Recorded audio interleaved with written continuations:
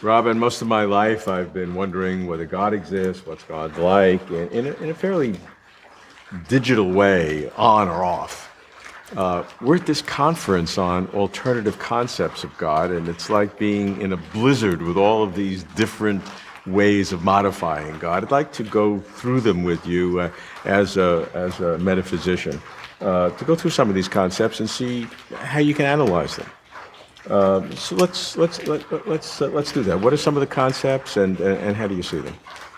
Well, to define alternative concepts of God, we need to know what they're alternatives to. So let's start with what we might fairly represent as an orthodox conception of God. And certainly in recent philosophy of religion, one might represent the orthodox conception as something like the Anselmian conception, that is, God as the most perfect being conceivable, a person who is omnipotent, omniscient, and perfectly good, and so on and so forth. And you started with a person, which is important. Absolutely, absolutely. So alternative conceptions of God are going to modify one or other elements of those. So we might keep the person bit constant and modify the properties. So perhaps we haven't got an omnipotent God, but extremely powerful one, someone who might be constrained by their own moral nature, maybe not an omniscient God, maybe one who doesn't know the future, as we don't know the future. More radically, you might seek to modify the person bit. You might think that God as a person is really just another being like us, and that doesn't seem quite all-pervasive or significant enough. So instead of thinking of God as a person, you might identify God with the whole of nature in some pantheism, and that's the pantheist notion. Or as John Leslie has done, you might identify God as an ethical requirement, that it is good, indeed ethically required, that the universe exists. And that's using God in a much more broader way. It's sort of saying an ultimate reality as opposed to what we normally think is God. Absolutely, absolutely. Now, quite a few years ago, in fact, in the early 60s, Anglican bishop called John Robinson published Honest to God, where he suggests that we should actually give up this idea of God as a person and instead think of him as ultimate reality. I think it's fair to say he struggles a little bit to articulate exactly what is meant by that. And as you can imagine, it caused quite an outcry at the time. Yeah, look, and they also go the other direction, because the classical God, as I understand it, of perfect being theology and coming out of the scholasticism of the Middle Ages is a God that is not frozen in time, but outside of time, doesn't change, can't be affected, so-called impassibility. And some now challenge that and say, God is in time, God can't know the future because the future is not there to be known, God suffers. So it's almost humanizing God. So there are all these different permutations going in every direction. It's entirely true to say that the orthodox philosophical conception of God is of this timeless being. It's almost as if God is some kind of abstract object, like a number. If you're talking about orthodoxy within a living faith, I think you might get a rather different picture. A living faith like Christianity, for example, where God is not seen in these very abstract terms, but a person with whom one can interact, someone who will actually communicate with you, someone who feels your suffering. Well, they really want to have it both ways. In talking to parishioners, they talk about God and prayer and interacting in a very personal way.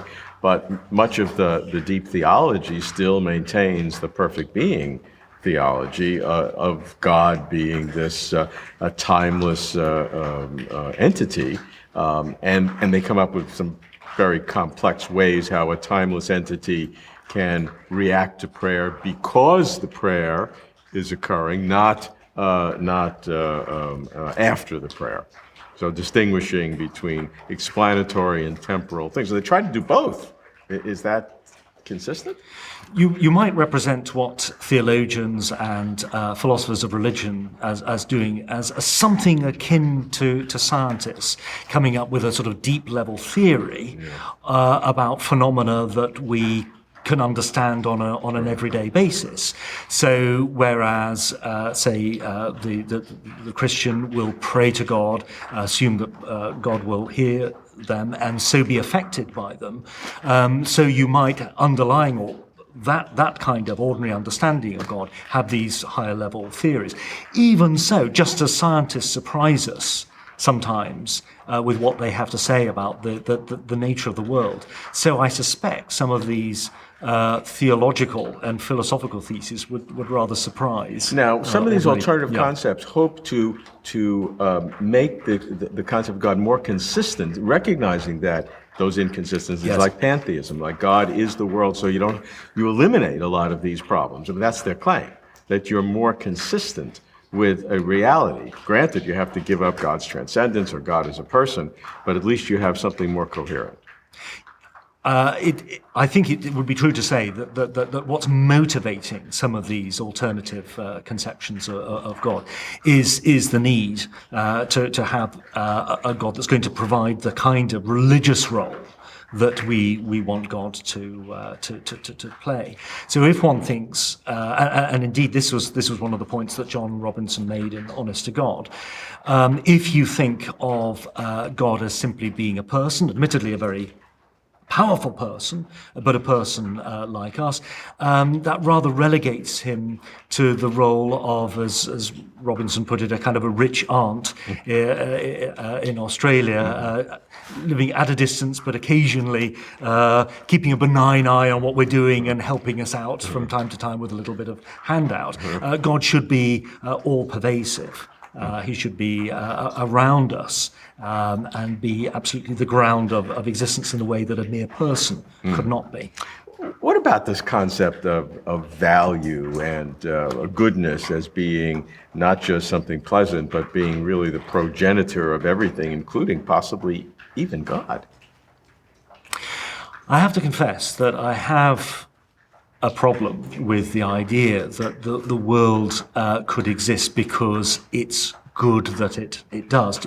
Here we're thinking of goodness as a kind of creative agency.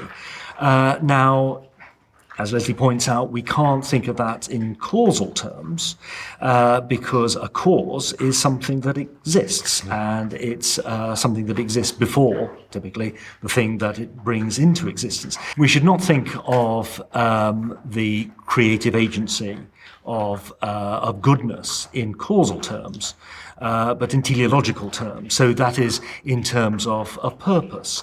Now, we do engage in teleological explanations all the time. Why are you running around the park? Because I want to get fit. The fitness is the goal. It's something that doesn't already exist. It's not bringing into being your running. So that's a teleological explanation. It's not a causal explanation. So perhaps we can give a similar kind of explanation of the existence of the universe.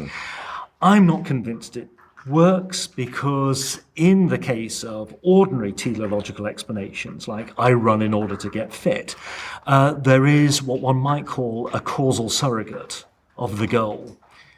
Your getting fit is the end, but your desire to get fit is something that is antecedent to your running, and that's the real cause. That is the real cause. Right. So insofar as we model teleological explanations on that, it's really not going to apply to. You don't find an analog in that type of principle causing the universe. You don't find that intermediary step. You don't find that intermediary step, indeed. And indeed, if there was a causal surrogate, then that would be an existing thing. The answer, to that, is that when you deal with the origin of the universe, the reason for the universe, you're dealing with a question that is totally its own category. There's nothing else like it, and because you can't embed something in its in prior you have to come up with something that is, as they say, sui generis. Only one of it, nothing else like that. And if it didn't have the characteristic, if the cause of the universe did not have this crazy characteristic, it probably wouldn't count as a cause of the universe, because the universe is the totality. I think that's exactly the problem when you get into, if you're talking about a cause of the universe. A cause of the universe is going to be unlike any other cause. I don't think it follows that there couldn't be an explanation of why anything exists that isn't, in some respect, like other explanations that we use. So, for example, there may be a probabilistic explanation of why anything exists. Now, we're very familiar with probabilistic explanations. If we enter lotteries, as occasionally we do, we don't expect to win, because it's extremely unlikely that we will do so. There are many, many permutations. We've only got one of them. Now, possibly there's a probabilistic explanation of that kind as to why the universe exists. So contemplate all the various possibilities that there could be. Just one of those possibilities is where nothing at all exists. Okay, let's look at then the totality of the different options for alternative aspects of God. Do they enrich your concept and give you higher confidence that such a transcendent reality exists? Lump them all together that we've talked about, all the alternative concepts. Do they together enhance your ability to possibly believe in something beyond the physical in addition to the normal theism? I think if we think of the God hypothesis, God exists, as being made true by some disjunction of possible truths, either there is a person as traditionally conceived, or we identify God with the universe in some sense, or with an ethical cause, then I'm probably going to be happy to sign up to it in that way. The trouble is that the disjunction can get a little bit too wide. And one needs to focus one's own thoughts, insofar as those thoughts are going to inform a truly religious attitude, on one particular conception.